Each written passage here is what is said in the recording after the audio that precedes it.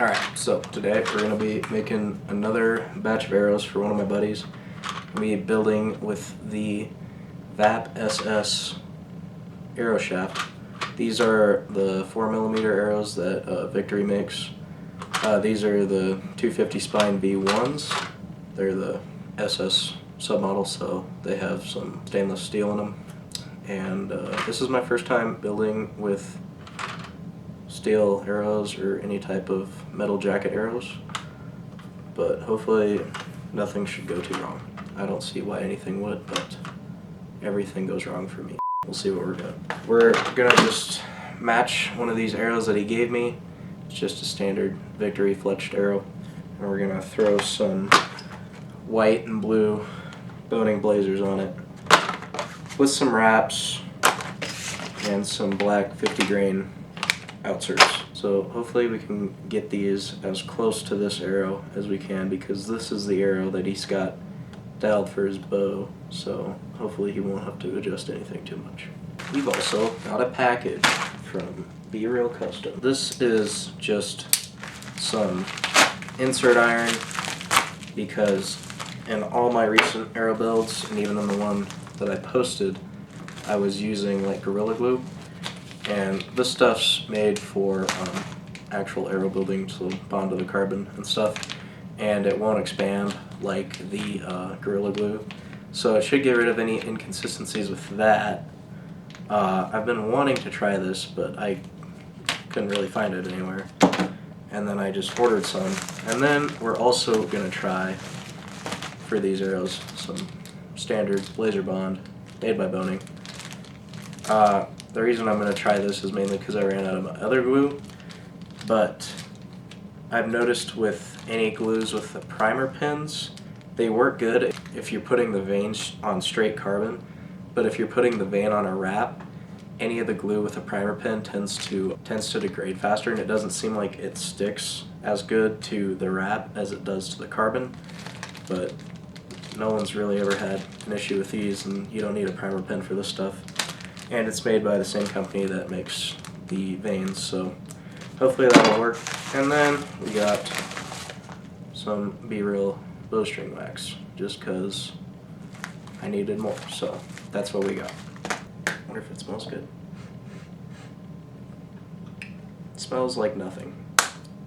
Good enough for me. So these are the arrows we're working with. I currently don't actually have the right insert size for these, so I'm going to fletch them first, and then when I get the right inserts, then I'll cut them.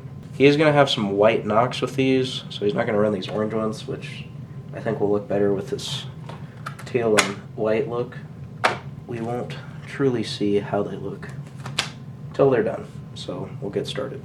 As you can see with this arrow, there's a right helical on these, so I'm going to use the right helical clamp for the Bitzenberger. I'm going to take one of these nocks out of these arrows and put it in the one he gave me, because odds are the nocks he's running are going to be fairly similar to this. I'm just going to put this arrow in the jig just to see about what line on this clip I should use, just so that it has the same spacing, because depending on his face pressure and whatnot, it could be telling where he's at in his draw cycle or something like that. Just before the third tick mark right here, it's kind of hard to see, but it's just before the third. I think I'm going to go ahead and put it just at the third, so I have a consistent spot of where I'm placing it in the clip. Now that I know what clip I'm using, I'm going to actually take all these nocks out, because as you can see, they kind of stick out past the shaft a little bit. So I'm going to take them all out so I can put the wraps on. I just don't want them to stand up over the wrap at all. I want to make sure that the wrap's nice and smooth, and then we'll start fletching. I'm going to put all the nocks in this little rainbow trout bowl that I made and painted. Thank God for high school, because now I can bowls to put my useless archery stuff in.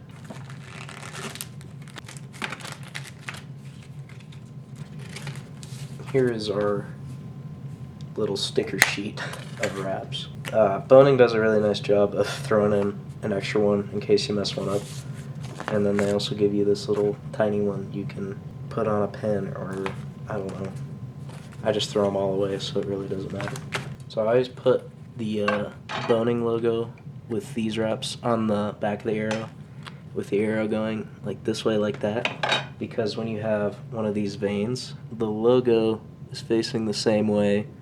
I don't know, it's just something I'm a little OCD about, but I think it looks nice, and then it's not going the other way, upside down on the other side of the arrow. But that's what I like to do, just small attentions to detail that can make anything look better.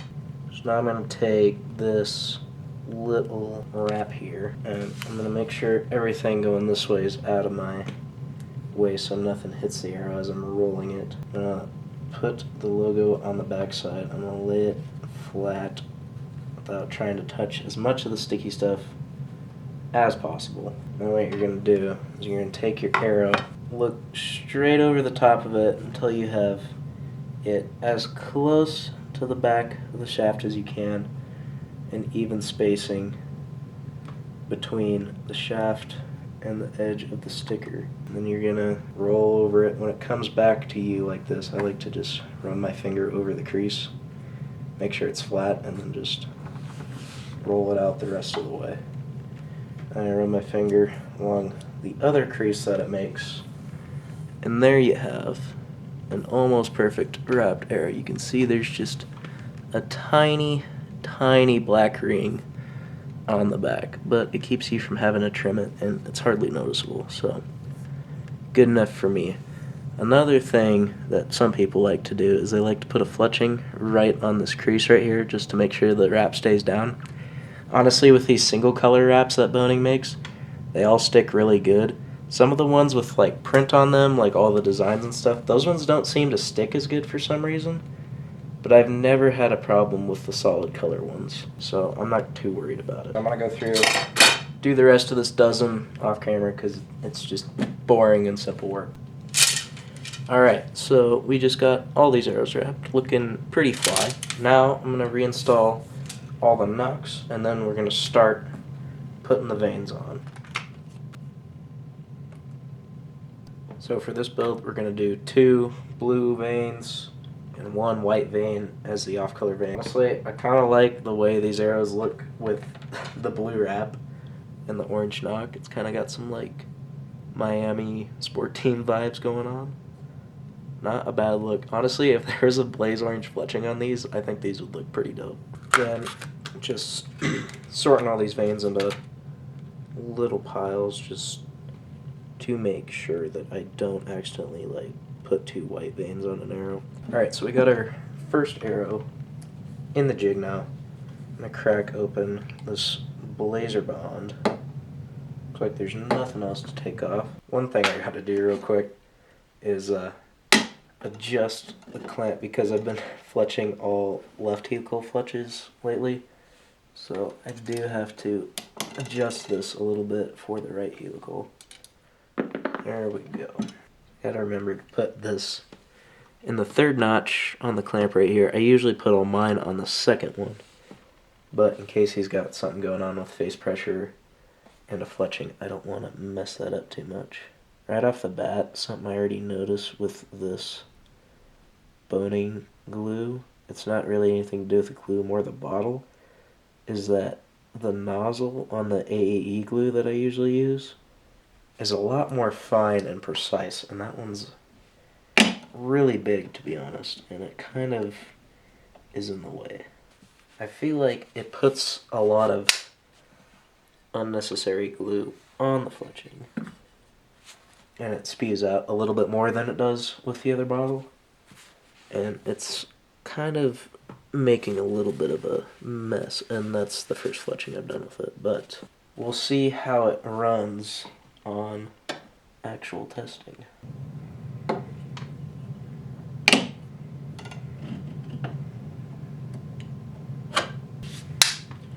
Always make sure your clamp is clean. Alright, so we just got the fletchings on the first one. Honestly, that looks pretty damn good. So now what I'm going to do, I do these with all the arrows I build. I'm I'm going to take my glue and just put a little dab on the end of each vein to keep grass from pulling at it or catching dirt or something like that. Just make sure they really stay on there. And I mean, it doesn't take that long to do, and it can save you from a lot of extra work. So that's one arrow done. So I'm going to get the rest of these done, and then I'll show you how they all looked when they're finished. Honestly, I think these look pretty good, even with the orange knocks in them and the white fletching. But I bet they'd look pretty good with a white knock too. So I'm going to get the rest of these done. Alright, so it's the next day. I've got correct inserts, and I've got all these arrows wrapped and fletched, ready to go. They look pretty sick. Honestly, like, if I wasn't such a big fan of yellow, I'd probably rock these too. Get it? So these are perfectly matched with this arrow. I gotta get these cut and these inserts glued in. Instead of using that Gorilla Glue, I'm gonna try out this insert iron by Bohning, just specifically made for, you know, gluing in inserts, as it kind of says. The only thing I wish was better about this is that you didn't have to wait 24 hours like the Gorilla Glue, but honestly I think this will have a better result because it won't be expanding like the Gorilla Glue will, so should have more consistent arrows staying seated down in the insert all the way. I'm going to rip all the knocks out of these to cut these just so that it doesn't like wiggle in the back of the arrow saw basket. So now that I've wasted my time trying to measure these arrows and realizing that they don't need to be cut at all to be exactly the same length as the old ones, I'm going to put all the knocks back in, and then we're going to glue these inserts in with the insert iron.